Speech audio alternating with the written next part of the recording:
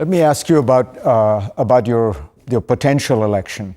There are reports that you would align yourself with a couple of members of parliament, potentially members of the Knesset, who are very right-wing religious nationalists, one of whom comes out of the party of Meir Kahane, who that group had something to do with the assassination of Yitzhak Rabin, was banned in the Knesset itself, was on a terrorist list for the United States. Would you legitimize a person like that by asking him to join your government or to even support it? Well, first of all, it's politics is first of all a question of alternatives. The alternative government has right now Muslim Brotherhood Party.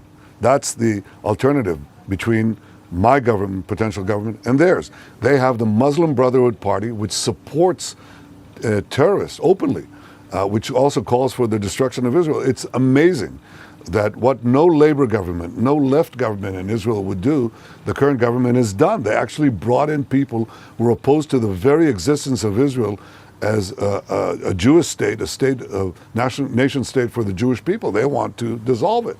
And they support terrorists, and they support the PLO's giving of money for pay for slay.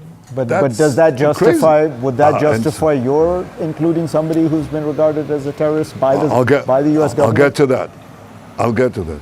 No, I'll get to that. I would support anyone who's banded a terrorist, and that's not what is at stake. But the people that I'm talking about, I decide the policy. I have 30-some seats. They have much less than that. And ultimately, I've had such partners in the past, and they didn't change an iota of my policies. I decide the policy with my party, which is the largest party by far in the country.